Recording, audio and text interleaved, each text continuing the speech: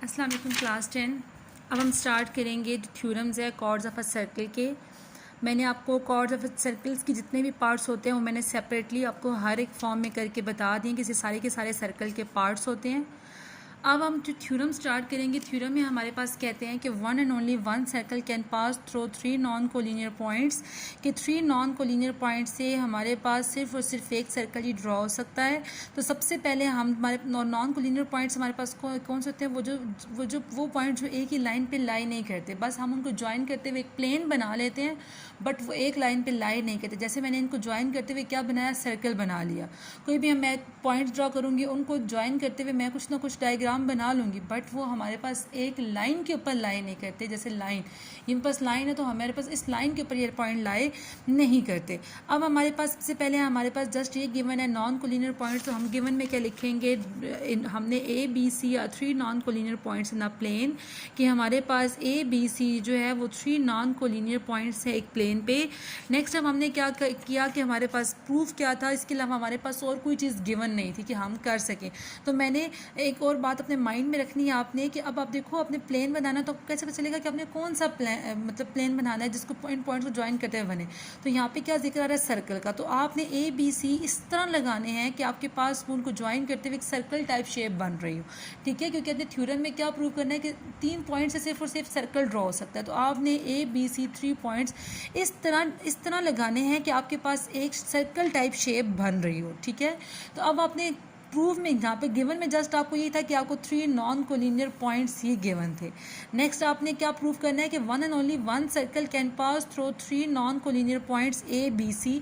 तो हम अपने टू प्रूफ में उठा के सारी की सारी बात लिख देंगे कि one and only one circle can pass through three non collinear points A B C. Next अब हम कंस्ट्रक्शन करेंगे। देखो हम हमारे पास कंस्ट्रक्शन करते हुए हम कुछ ऐसे लाइन्स भी ड्रॉ करेंगे कि हमारे पास सर्कल की शेप तो बन रही है, बट सर्कल का हमारे पास एक सेंटर बी होता है।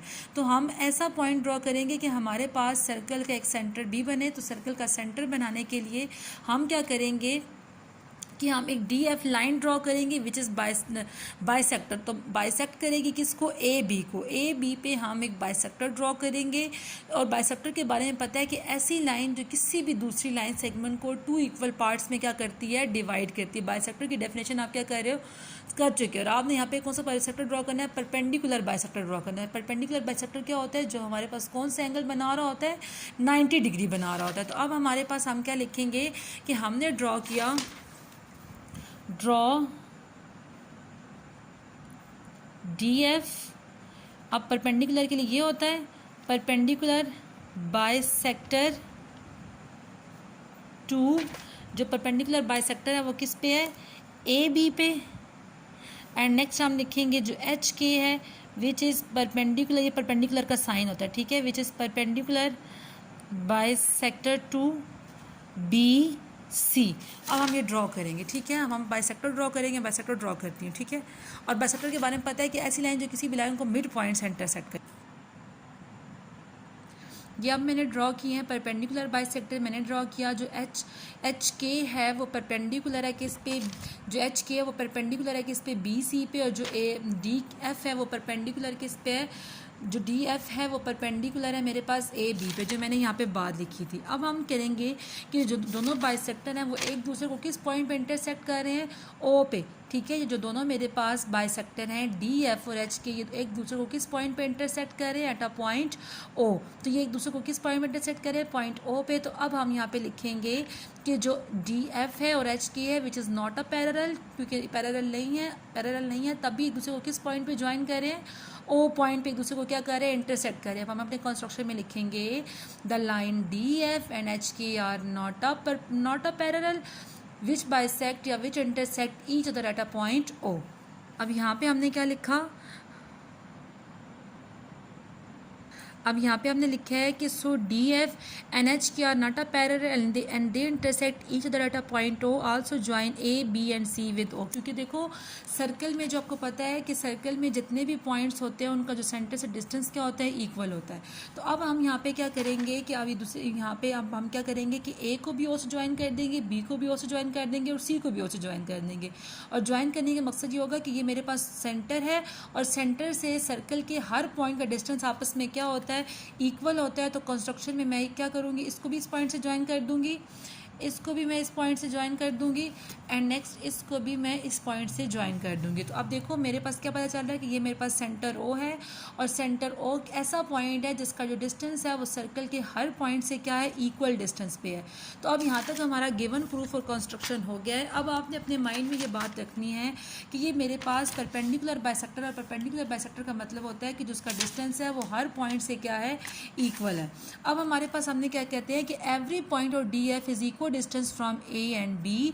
अब देखो डी एफ पे जितने भी पॉइंट है, डी और एफ पे जितने भी पॉइंट है उनका मतलब यहाँ से ये वाला पॉइंट यहाँ से यहाँ पे यहाँ से यहाँ, मतलब इसमें जितने भी पॉइंट लाई कर रहे हैं उन सब का डिस्टेंस ए बी से क्या है, इक्वल है। जैसे हम कहते हैं कि ये लाइन है, इस लाइन पे जितने भी पॉइंट्स होंगे उन सब पॉइंट्स का जो डिस्टेंस है वो मेरे पास ए और बी से क्या होगा, इक्वल होगा। कि मैंने क्या लिखा कि every point on D F is equal distance from A and B. क्यों इक्वल डिस्टेंस है, क्योंकि डी एफ परपेंडिकुलर बाइसेक्टर है ए बी पे, और ये बात हमने किस पे लिखी, कंस्ट्रक्शन में लिखी। In particular O A equal to O B, जो क्योंकि आपको पता है कि सर्कल में जो सर्कल का जो सेंटर होता है उसका जो डिस्टेंस होता है वो हर एक से इक्वल होता है। तो हम यहाँ पे लिख सकते हैं कि ओ ए का भी डिस्टेंस और ओ बी का भी डिस्टेंस आपस में क्या होगा, इक्वल होगा। सिमिलरली अगर हम बात करें every point on H K is equal distance from B C, जैसे डी एफ का हर पॉइंट ए बी से इक्वल डिस्टेंस में है, that same to same H K का भी हर पॉइंट बी और सी से इक्वल डिस्टेंस पे है।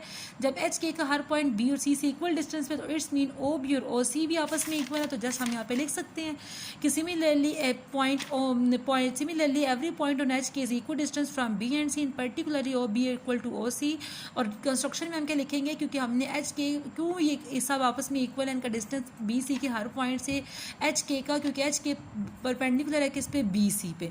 नेक्स्ट कहते हैं नाउ। अब देखो यहाँ पे जस्ट ओ एक ऐसा पॉइंट है जिसका डिस्टेंस ए बी सी सबसे इक्वल है, तो हम यहाँ पे लिखेंगे now O is the only point common to D F and H K which is equal distance from A B C. Just O ऐसा पॉइंट है जिसका डिस्टेंस ए बी सी से क्या इक्वल है। सो दैट्स वाई हम लास्ट में क्या लिखेंगे कि ओ ए ओ बी ओ सी आपस में इक्वल है यूजिंग 1 and 2।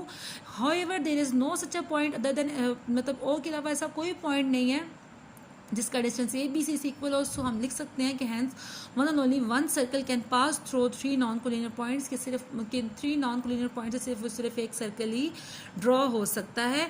और यहाँ पे हमने क्या लिखा कि however there is no such other point, यानी ओ के अलावा कोई और पॉइंट नहीं है। तो ये हमारे पास थ्योरम 1 कंप्लीट हो गया। Theorem 1 is too easy. अब आपने थ्योरम 1 को क्या करना है, अपनी कॉपी पे लिखना है और समझ के लिखना है, ऐसे ही सेम टू सेम जैसे मैंने आपको बताया है।